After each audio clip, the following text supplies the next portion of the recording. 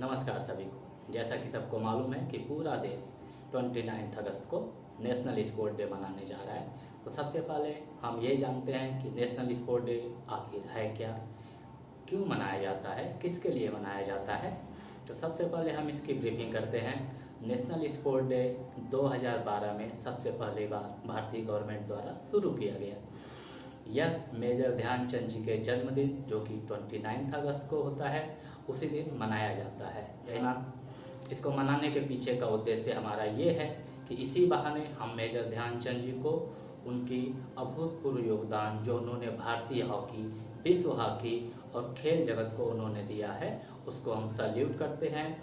और साथ ही साथ उन सारे खिलाड़ियों के लिए, खेल प्रेमियों के लिए और जो भी लोग इससे जुड़े हुए हैं उन सभी लोग को सैल्यूट करते हैं, जिससे कि उनका हौसला अफजाई होता रहे और इस महान अवसर को सारे देश एक साथ सेलिब्रेट कर सके और उस महान हॉकी के जादूगर को सब लोग याद रखें। मेजर ध्यानचंद को हॉकी का जादूगर कहा जाता है।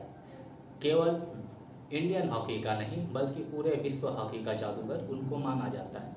लेकिन आखिर ये हॉकी का जादूगर कहा क्यों जाता है, कब से कहा जाता है, इन सब के पीछे जानने से पहले हम सबसे पहले ये जानने की कोशिश करते हैं कि आखिर मेजर ध्यानचंद थे कौन। तो सबसे पहले हम उनकी ब्रीफिंग लाइफ हिस्ट्री के बारे में जानेंगे, फिर उनके एजुकेशन के पीछे उस एजुकेशन के बारे में जानेंगे, फिर उनके गेम के बारे में जानेंगे कि उन्होंने आखिर ऐसा कि पूरा विश्व उनको हॉकी का जादूगर कहता है। हम जानते हैं उनके जीवन के बारे में। तो उनका जन्म 29 अगस्त 1905 को यूपी के इलाहाबाद ज़िले में हुआ था और वह एक राजपूत फैमिली से बिलोंग पे थे। उनकी माता का नाम शारदा सिंह था। उनके दो भाई, एक रूप सिंह, एक मूल सिंह। रूप सिंह उन्हीं की तरह एक हॉकी प्लेयर थे। जैसा कि आपको पता है कि आर्मी में रहने की वजह से इधर उधर जाने की सुविधा और ट्रांसफ़र वाली जॉब होने की वजह से पूरी फैमिली को इधर उधर ट्रांसफ़र के समय जाना रहता है, जिससे कि बच्चों की और पूरी फैमिली की लाइफ थोड़ी बहुत डिस्टर्ब होती रहती है। तो ऐसा सारा चीज़ हमारे जो मेजर ध्यानचंद थे उनकी फैमिली के साथ भी हुआ। तो ट्रांसफरेबल जॉब होने की वजह से तीनों भाइयों की स्कूलिंग प्रभावित रही। मेजर ध्यानचंद केवल 6 साल ही स्कूलिंग कर सके थे। 6 साल की स्कूलिंग के बाद उन्होंने स्कूलिंग छोड़ दी थी और बाद में उनका पूरा परिवार झांसी में ही सेटल हो गया था। 16 साल तक की अवस्था में उन्होंने कभी भी हॉकी की ओर रुख नहीं किया था। लेकिन जैसे ही 16 साल के हुए उन्होंने मन बनाया कि मैं भी आर्मी में जाऊंगा, जैसे कि उनके पिताजी थे। आर्मी में जाने का विचार आया, अब उसकी तैयारी। तो उनको सबसे अच्छा रास्ता लगा उनकी हॉकी। उसके पहले वो हॉकी नहीं खेलते थे, रेसलिंग की तरफ उनका पूरा झुकाव था, वो पूरे मन से रेसलिंग करते थे।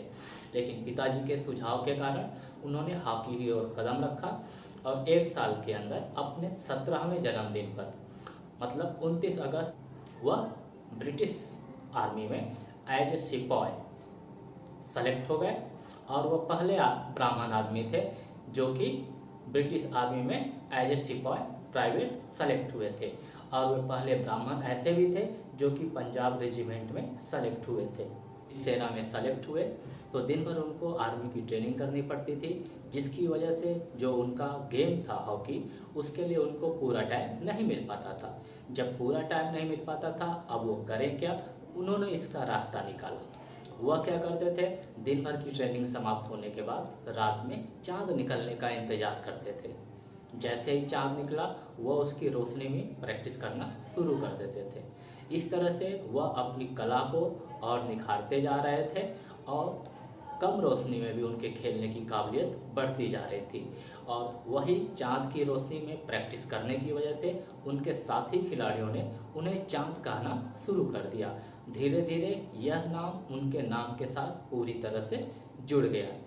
1922 से लेके 1926 तक उन्होंने आर्मी के लिए खूब ढेर सारी हॉकी खेली, खूब मेहनत किया और अपने गेम को धीरे धीरे काफ़ी अच्छा करते गए। 1926 तक वह आर्मी के सारे हॉकी टूर्नामेंट, रेजिमेंट के सारे टूर्नामेंट, बटालियन के सारे टूर्नामेंट, मतलब जो भी हॉकी टूर्नामेंट उनकी आर्मी से रिलेटेड था उसमें खेलते गए और उसमें काफ़ी ज़्यादा प्रभावित किया पूरे आर्मी के लोगों को। उनका खेल दिन ब दिन निखरता गया और वह पहली बार पूरे इंडिया की आर्मी की टीम में सेलेक्ट हुए, जो कि कुछ ही समय के बाद या कुछ ही महीनों के बाद न्यूजीलैंड दौरे पे जा रही थी। जब टीम न्यूजीलैंड पहुंची तो वहाँ की घास काफ़ी बड़ी बड़ी थी, जिसकी वजह से भारतीय टीम को पास करने में काफ़ी दिक्कतें हो रही थीं। घास बड़ी होने के कारण से बॉल पास नहीं हो रहे थे और हाफ टाइम तक कोई भी गोल किसी भी टीम ने नहीं किया हुआ था। अब इससे निपटारा कैसे पाया जाए, तो हाफ टाइम के बाद मेजर ध्यानचंद, जो कि टीम के काफ़ी एक अच्छे प्लेयर थे, उन्होंने साथी खिलाड़ियों से मशवरा किया और उन्होंने कहा अब हम बॉल को नीचे आने ही नहीं देंगे और हवा में ही खेलेंगे। तो उन्होंने उस ग्राउंड पे वैसा ही किया और दूसरे हाफ में इंडियन आर्मी टीम ने पूरे 5 गोल दागे और न्यूजीलैंड को और वहाँ के जितने भी दर्शक थे सबको हतप्रभ कर दिया कि आखिर इतनी बड़ी घास पे भी गोल कैसे हो सकते हैं। उसके बाद लगातार भारतीय टीम ने पूरा दौरा पूरा किया, जिसमें उन्होंने कुल 21 मैच खेले। 21 मैच में 18 मैच उन्होंने जीते, 2 मैच ड्रॉ रहा और 1 मैच अबंडन घोषित किया गया, मतलब जिसका कोई भी परिणाम नहीं निकला। एम्स्टर्डम ओलंपिक की तैयारी के लिए भारतीय हॉकी टीम ने खूब ढेर सारी मेहनत की, खूब सारे लोकल मैच खेले, बॉम्बे 11 के साथ, मद्रास 11 के साथ और कुछ ब्रिटिश टीम के साथ भी, और सब में भारतीय हॉकी टीम का परफॉर्मेंस काफ़ी अच्छा रहा और मेजर ध्यानचंद धीरे धीरे अपने खेल से सबको प्रभावित करते चले गए। ब्रिटिश टीम की हालत ये थी कि ब्रिटिश टीम की हालत ये थी कि जब वो भारतीय हॉकी टीम से हार गए तो उसके एवज में ब्रिटिश टीम ने अपनी हॉकी की ओलंपिक टीम भेजी ही नहीं। खैर, इस सब बातों पे बाद में ध्यान देते हैं। फिर उसके बाद टीम पहुंची एम्स्टर्डम में पहला डेब्यू ओलंपिक। सारे खिलाड़ियों के बीच में जो नर्वसनेस थी वह भी थी, साथ ही साथ हौसला भी था, उम्मीद भी थी कि ये हमारा पहला ओलंपिक है और हम कुछ अच्छा करके जाएंगे, क्योंकि सबकी तैयारी काफ़ी अच्छी थी। सब एक बेहतरीन हॉकी प्लेयर थे अपने अपने फील्ड के। ओलंपिक में उनका पहला डेब्यू मैच ऑस्ट्रिया के साथ हुआ। ऑस्ट्रिया के साथ पहले मैच में ही उन्होंने ऑस्ट्रिया को 6-0 से हराया, जिसमें मेजर ध्यानचंद जी ने सबसे ज़्यादा 3 गोल किए। उसके बाद बेल्जियम को 9-0 से और डेनमार्क को 5-0 से हरा दिया। उसके बाद सेमीफाइनल में स्विट्जरलैंड को 6-0 से हराया और सब में मेजर ध्यानचंद जी का परफॉर्मेंस काफ़ी अच्छा रहा। सारी भारतीय हॉकी ने अपनी गेम का जादू ऐसा बिखेरा, लोकल न्यूज एजेंसी ने भारतीय हॉकी खेल को से इतना प्रभावित हुई कि उन्होंने लोगों को बुलाने के लिए पेपर में ये तक लिख दिया कि आजकल ओलंपिक में मैजिक शो चलते हैं और मैजिक शो किसी और गेम में नहीं, हॉकी गेम में चल रहा है और वह भी इंडियन हॉकी टीम चला रही है और उसका मैजिशियन ध्यानचंद है। तो अगर आपको हॉकी का जादू देखना है तो कृपया स्टेडियम आएँ और फाइनल का लुत्फ लें। इस तरह से फाइनल से पहले भारतीय हॉकी टीम काफ़ी उत्साहित थी, लेकिन फाइनल के ठीक एक दिन पहले भारतीय टीम के जो भी स्टार प्लेयर थे, फिरोज खान, अली शौकत और खेर सिंह, ये सारे के सारे सिक लिस्ट में आ गए थे। मतलब ये सारे के सारे बीमार हो चुके थे और फाइनल खेलने की कंडीशन में नहीं थे। हालांकि ध्यानचंद भी बीमार थे, लेकिन उन्होंने फाइनल खेला और फिर साथी खिलाड़ियों के साथ काफ़ी अच्छा तालमेल बिठाया और स्ट्रॉन्ग प्लेयर के बाहर बैठने के बावजूद भी नीदरलैंड को 3-0 से हराने में सफल रहे। इस तरह पहला डेब्यू ओलंपिक और पहला गोल्ड हॉकी का भारतीय हॉकी टीम को मिला। डेब्यू करते ही हॉकी गोल्ड जीतने के बाद भारतीय खिलाड़ियों का हौसला काफ़ी बढ़ गया। वहां से वापस आने के बाद भारतीय हॉकी टीम अपने अपने प्रैक्टिस में फिर से जुट गई और जो भी लोकल घरेलू टूर्नामेंट होते थे वह सारे खेलते थे, आर्मी के सारे टूर्नामेंट खेलते थे। मेजर ध्यानचंद इस बीच में अपने स्किल को और ज़्यादा अच्छा करते गए, अपने खेल को और निखारते गए और धीरे धीरे उनकी प्रसिद्धि दूर दूर तक फैलने लगी। जो भारत का मैजिशियन केवल एम्स्टर्डम में बोला गया था, अब वो धीरे धीरे भारत में भी बात शुरू हो गई कि ये भारत के हॉकी के जादूगर है। भारतीय हॉकी का जादूगर क्यों बोला जाता है? क्योंकि भारतीय हॉकी स्किलफुल हॉकी कही जाती है। यूरोपियन हॉकी की तरह नहीं, यूरोपियन हॉकी में पास, अग्रेशन, ये सारा चीज़ रहता था, लेकिन भारतीय हॉकी में स्किल के ऊपर मास्टरी और स्किल के थ्रू ही वह सारा काम करते थे। किसी खिलाड़ी को इंजर्ड करना, चोट पहुंचाना, ये सारा काम भारतीय हॉकी में नहीं होता था। उसके बाद आते हैं मेजर ध्यानचंद जी के दूसरे ओलंपिक में। 1928 ओलंपिक के बाद भारतीय टीम 1932 ओलंपिक में पार्टिसिपेट करने पहुंची। 1932 ओलंपिक में पहले ही मैच में जापान को 11-1 से हराया। जापान के अधिकारियों को शक हुआ कि भारतीय हॉकी टीम के मेजर ध्यानचंद की हॉकी में मैग्नेट लगा हुआ, जिसकी शिकायत उन्होंने की और बाद में मेजर ध्यानचंद की हॉकी को तोड़ करके उसको चेक किया गया तो उसमें कुछ नहीं निकला। उसके बाद फाइनल तक उन्होंने अपना दबदबा मेंटेन रखा और फाइनल में मेजबान यूएसए को 24-1 से हराकर सनसनी फैला दी और अपने हॉकी के जादू को और भी ज़्यादा बढ़ाते हुए सारे दुनिया के लोगों को मंत्रमुग्ध कर दिया और अपना फैन बना लिया मेजर ध्यानचंद ने। लेकिन उस दौरे तक जाते जाते सारे एक्सपेंसेस के पैसे, मतलब भारतीय हॉकी टीम के सारे एक्सपेंसेस ख़त्म हो चुके थे और उनको वापस भी आना था।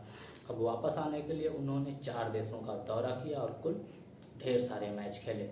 उन ढेर सारे मैचों में भारतीय हॉकी टीम ने कुल 37 मैच खेले, जिसमें से 34 उन्होंने जीते, 2 ड्रॉ रहा और 1 अबंडन रहा। उस भारतीय हॉकी टीम की तरफ से मेजर ध्यानचंद ने कुल 133 यानी 133 गोल करके अपनी जादूगरी का लोहा पूरे विश्व में मनवाते हुए श्रीलंका के द्वारा भारतीय हॉकी टीम वापस अपने देश आ गई। भारतीय हॉकी के हिसाब से भारतीय हॉकी का सबसे अच्छा ओलंपिक 1936 का बर्लिन ओलंपिक माना जाता है। वह उसका एक कारण यह भी है कि उस ओलंपिक में भारतीय कप्तान मेजर ध्यानचंद और एडोल्फ हिटलर के बीच काफ़ी अच्छा इंटरेक्शन हुआ था और एडोल्फ हिटलर ने मेजर ध्यानचंद को ये भी ऑफर दे दिया था कि आप जर्मनी में रहें, मैं आपको सबसे बड़ा ओहदा दूंगा और आप जर्मनी के लिए हॉकी खेलें। लेकिन मेजर ध्यानचंद ने ये कहकर मना कर दिया कि मैं भारत में ही ठीक हूँ और काफ़ी खुश हूँ। अब आते हैं उस दौरे के पूरे मैच के परफॉर्मेंस के बारे में। पूरे मैच में भारतीय टीम ने तो सारी टीमों को पूरी तरह से हराना शुरू किया, जिसमें यंगस्टर रूप सिंह और भी सारे प्लेयर काफ़ी अच्छा रोल निभा रहे थे। फाइनल में हालांकि काफ़ी अच्छा परफॉर्मेंस नहीं रहा था भारत टीम का पहले हाफ तक। उसका कारण ये भी था कि जर्मनी पहुंचने से पहले भारतीय टीम हॉकी काफ़ी प्रैक्टिस मैच खेली थी और जाने से पहले जो प्रैक्टिस मैच खेली थी उसमें भारतीय हॉकी टीम हार गई थी। और वहाँ पहुँचने के बाद यानी जर्मनी पहुँचने के बाद भी जो पहला प्रैक्टिस मैच उसने जर्मनी के साथ खेला था वह भी 4-1 से हार गया था और फाइनल में मुकाबला जर्मनी के साथ ही था। तो पहले हाफ तक दोनों टीमों के बीच में जो भी प्रेशर था वह काफ़ी अच्छा दिख रहा था, लेकिन दर्शकों को ये नहीं समझ में आ रहा था कि जो भारतीय हॉकी टीम अभी तक सारी दुनिया की टीमों को इतनी बुरी तरह हरा रही थी, वह जर्मनी की टीम के सामने पूरे हाफ खत्म होने तक केवल एक ही गोल से आगे क्यों है। खैर हाफ टाइम के बाद फिर से गेम शुरू हुआ। हाफ टाइम के बाद स्प्रिंकल के द्वारा जो पानी भरा जाता है ग्राउंड में, उसके द्वारा काफ़ी ज़्यादा पानी हो गया था, जिसकी वजह से भारतीय खिलाड़ियों को खेलने में काफ़ी दिक्कतें हो रही थी और दिक्कतें जर्मनी की टीम को भी थी। उसी समय मेजर ध्यानचंद जो की टीम के कप्तान थे, उन्होंने फैसला लिया और उन्होंने जूते उतार दिए और उन्होंने नंगे पाँव खेलना शुरू किया। नंगे पाँव खेलते ही जैसे भारतीय टीम में नई जान फूंक गई और उन्होंने एक से एक बढ़ के अच्छे गोल करते हुए थोड़ी ही देर में भारतीय टीम को 6-1 से आगे कर दिया। इससे जर्मन की टीम पूरी तरह घबरा गई और उन्होंने रफ खेल खेलना शुरू कर दिया। रफ खेल खेलते ही भारतीय हॉकी टीम के सारे प्लेयरों को धीरे धीरे चोट लगने लगी और इसी बीच गोलकीपर के एक प्रहार से मेजर ध्यानचंद के एक दांत भी टूटा।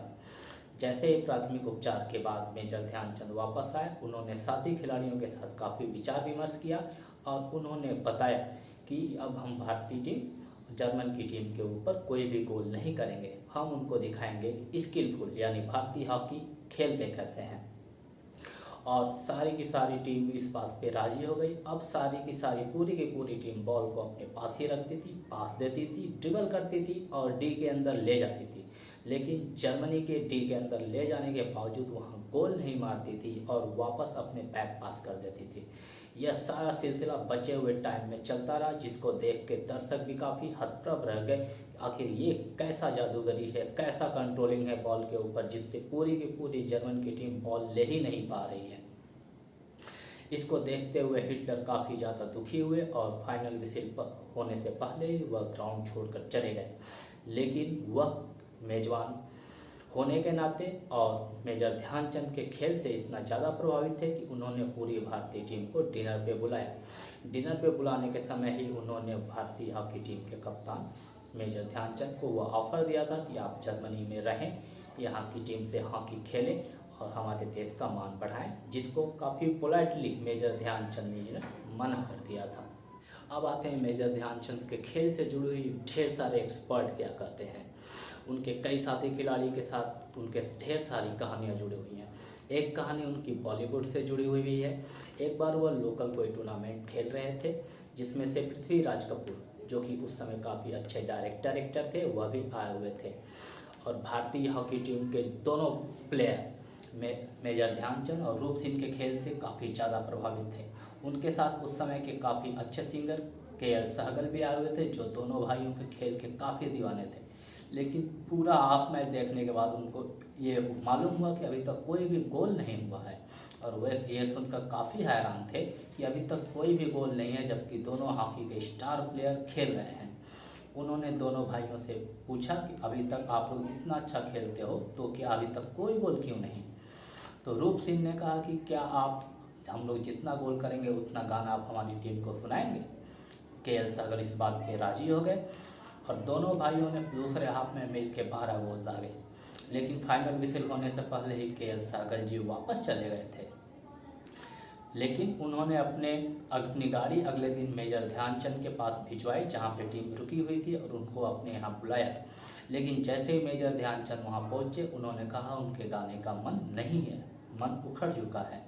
इस बात से मेजर ध्यानचंद काफ़ी दुखी हुए और वापस आ गए। लेकिन के.एल. सहगल अगले दिन खुद गाड़ी से आए और पूरी टीम के साथ पूरा दिन रहे और उनके लिए 14 गाने गाए।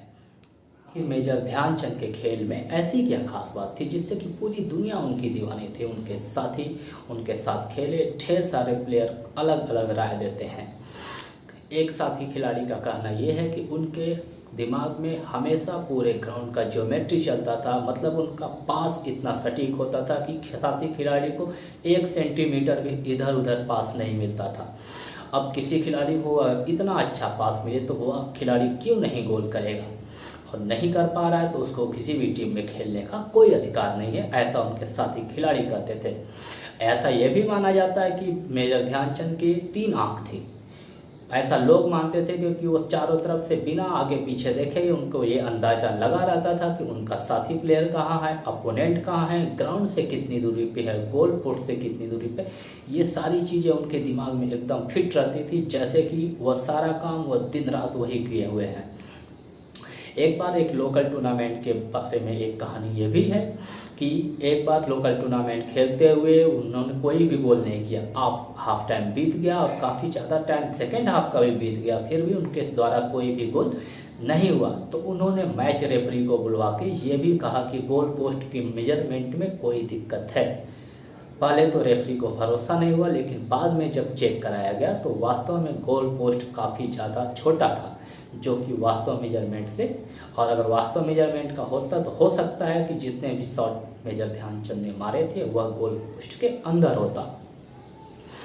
एक कहानी यह भी है कि एक बार के.डी. सिंह बाबू, जो कि भारतीय हॉकी टीम के ओलंपिक टीम के सदस्य भी हैं और यूपी के रहने वाले हैं, उनके नाम पर लखनऊ में के.डी. सिंह बाबू स्टेडियम भी है, वह उनके साथ मैच खेल रहे थे। के.डी. सिंह बाबू साथ में आगे बढ़ गए थे और मेजर ध्यानचंद बॉल को लेके जा रहे थे। मेजर ध्यानचंद ने सेंटर फॉरवर्ड की जगह से उनको बॉल पास किया और के.डी. सिंह बाबू की तरफ देखा भी नहीं और वापस चले गए अपने गोल पोस्ट की तरफ। बाद में पत्रकारों ने पूछा कि आपके इस रवैये का कारण क्या है, कि आप दोनों की आपस में कोई खुन्नस है या नहीं बनती है आपकी? मेजर ध्यानचंद ने बोला ऐसा कुछ नहीं है, मैंने जो पास दिया था अगर के.डी. सिंह बाबू उस पर भी गोल नहीं कर पाते हैं तो उनको मेरी टीम में रहने का कोई हक नहीं है। और ऐसा मानना के.डी. सिंह बाबू का भी था कि वह पास इतना अच्छा था कि उसको तो गोल में कन्वर्ट करना ही करना था। 1956 में मेजर ध्यानचंद अपनी सेना की ड्यूटी पूरी करते हुए रिटायर हुए और रिटायर होने के समय वह मेजर पोस्ट पे थे, लेकिन बतौर एक्टिंग कैप्टन भी काम कर रहे थे। रिटायर होने के तुरंत बाद भारतीय गवर्नमेंट ने उनको पद्म भूषण से सम्मानित किया और रिटायर होने के बाद उनका ज़्यादातर समय झांसी में ही बीता। रिटायर होने के बाद उन्होंने कोचिंग देने का काम भी शुरू किया और शुरू में उन्होंने माउंट आबू राजस्थान में कोचिंग देनी शुरू की। उसी समय नए नए बने national institute of sports coaching Patiala में नए नए कोचों की ट्रेनिंग भी शुरू हुई थी। तो कोचिंग देते समय पहले ये तय हुआ कि ढेर सारे विदेशी कोच बुलाए जाएंगे, लेकिन जैसे ही हॉकी गेम की बात आई तो सबसे पहला नाम जो भारत में काफ़ी ज़्यादा लोकप्रिय, जिसको पूरा विश्व अपना लोहा मान चुका था, वह मेजर ध्यानचंद का था। तो ढेर सारे प्रशिक्षकों यानी कोचों को ट्रेन करने की ड्यूटी मेजर ध्यानचंद को दी गई ताकि वह अच्छे से ट्रेनिंग कर सके, ट्रेनिंग दे सके और भारत में अच्छे कोच तैयार हो सकें। मेजर ध्यानचंद का आखिरी समय काफ़ी ज़्यादा बुरा बीता और वह लीवर कैंसर से पीड़ित भी हो गए। लीवर कैंसर से पीड़ित होने की वजह से 3 दिसंबर 1979 को उनकी मृत्यु हो गई। उनकी मृत्यु एम्स दिल्ली में हुई। अब आते हैं इस बात पे कि आखिर नेशनल स्पोर्ट डे के दिन होता क्या है। नेशनल स्पोर्ट के दिन जितने भी स्पोर्ट्स एरिया में ढेर सारी अचीवमेंट होती हैं खिलाड़ियों की, उन सारी को पुरस्कृत किया जाता है। इस दिन 29 अगस्त को ही हमारे देश के राष्ट्रपति महोदय राष्ट्रपति भवन में ही ढेर सारे खेल से जुड़े हुए विभिन्न पुरस्कार देते हैं। खेल से जुड़े हुए पुरस्कार निम्न प्रकार हैं। राजीव गांधी खेल रत्न पुरस्कार, जो कि खेल का सर्वोच्च पुरस्कार माना जाता है। उसके बाद अर्जुन अवार्ड दिया जाता है, जो कि किसी भी खेल के क्षेत्र में इंडिविजुअल प्लेयर को दिया जाता है, जो कि काफ़ी अच्छा खेला हुआ रहता है सब पूरे साल भर में। चाहे वो पैरा ओलंपिक हो, चाहे एशियन गेम्स या कोई भी गेम का क्षेत्र हो, उसमें अगर किसी इंडिविजुअल ने काफ़ी अच्छा परफॉर्मेंस दिया हुआ है तो उसको वह अर्जुन अवार्ड दिया जाता है। इसके बाद आता है द्रोणाचार्य अवार्ड, जो कि ये कोच को दिया जाता है, यानी जो सिखाने वाले हमारे गुरु हैं उनको दिया जाता है। और वह विभिन्न क्षेत्रों में जो भी अच्छे कोचेज हैं उनको उनकी मेहनत के लिए यह इनाम दिया जाता है और उनको सम्मानित किया जाता है। उसके बाद पुरस्कार आता है मेजर ध्यानचंद अवार्ड। यह अवार्ड भी इसी दिन दिया जाता है और इसमें जो लाइफ टाइम अचीवमेंट अवार्ड होता है ये उसको बोला जाता है। खेल से छोड़ने के बाद, खेल को छोड़ने के बाद भी जो खेल को प्रोत्साहित करने में, खेल को बढ़ाने में लगे हुए होते हैं उनको यह पुरस्कार दिया जाता है। और यह सारा पुरस्कार राष्ट्रपति भवन में दिया जाता है। ये सारा पुरस्कार इसलिए भी दिया जाता है ताकि अदर प्लेयर को, नए नए खिलाड़ियों को आगे बढ़ने का मौका मिले, प्रोत्साहन मिले और वह ढेर सारा मेहनत करें ताकि खेल के स्तर को हम अपने देश का काफ़ी ऊपर ऊंचा उठा सकें और प्रशिक्षक लोग भी अपना काम ढेर सारा अच्छे से कर सकें। अब आखिरी में खेल दिवस के उपलक्ष्य में मैं आपसे यही अनुरोध करना चाहूँगा कि कोरोना की बीमारी चल रही है, इससे पूरा देश ही नहीं पूरा विश्व परेशान है। इसलिए अपना अपना इम्यून सिस्टम बढ़ाते रहें, फिजिकल एक्टिविटी में पार्टिसिपेट करते रहें, योगा करते रहें, अपनी सुरक्षा का ध्यान रखें और जो भी फिजिकल एक्टिविटी हो सकती है, आपके जो भी लिमिटेड एरिया है, लिमिटेड साधन है, लिमिटेड टाइम है, लिमिटेड जगह है, वहाँ पे वह सारी चीज़ें आप करते रहें और अपने आप को मजबूत बनाएं। और साथ ही साथ खेल से जुड़े हुए व्यक्ति जो कि दिन रात अपना इतना मेहनत करके देश के खेल के स्तर को काफ़ी ऊंचा उठाने की कोशिश करते हैं, उनके स्तर में कोई भी परेशानी ना हो, इसका भी आप ध्यान रखें। सारे खेल का सम्मान करें, कोई भी खेल छोटा नहीं होता, कोई भी खेल बुरा नहीं होता। जैसे कि माना जाता है भारतीय संस्कृति में कि क्रिकेट का खेल बहुत ग्लैमरस है, लेकिन ऐसा नहीं है। सारे खेल में अब धीरे धीरे कंपटीशन बढ़ रहा है, सारे खेल का लेवल अच्छा होता जा रहा है और जैसे जैसे लेवल अच्छा होता जाएगा खेल का स्तर और अच्छा होता जाएगा और हमारे खिलाड़ी भी काफ़ी अच्छे मेहनत करेंगे। पहले बच्चों में ये समझ नहीं होती थी या पहले बच्चों को ये गाइडलाइन नहीं मिलती थी, गाइडेंस नहीं मिलता था, काउंसलिंग नहीं होती थी कि कौन सा खेल कैसे खेलें, कैसे आगे बढ़ें। लेकिन आजकल इंटरनेट के थ्रू, सोशल मीडिया के थ्रू और भी ढेर सारे एसोसिएशन है उनके थ्रू काफ़ी अच्छी जानकारी मिलता है। अतः अपने बच्चों को कम से कम किसी न किसी एक खेल में अवश्य डालें। जरूरी नहीं है कि उनके खेल का स्तर बहुत ज़्यादा अच्छा करने के लिए डालें, अब उनके अभी फ़िलहाल की जो कंडीशन है उसके हिसाब से अपने बच्चे के टैलेंट को पहचानें, उसके इम्यून सिस्टम को मजबूत करें, फिजिकल एक्टिविटी में इन्वॉल्व रखें, योगा करें और अपने शरीर को पूरी तरह स्वस्थ रखें। यही उम्मीद करता हूँ कि आप सब लोग इस खेल दिवस पे ढेर सारे खेलों में प्रतिभाग करेंगे, ढेर सारी फिजिकल एक्टिविटी में इन्वॉल्व रहेंगे, ढेर सारी योगा करेंगे और अपने आसपास का माहौल भी काफ़ी साफ सुथरा रखेंगे। इसी के साथ मैं आप लोगों से विदा लेता हूँ। जय हिंद, जय भारत। एक बार फिर से सबको खेल दिवस की ढेर सारी शुभकामनाएं।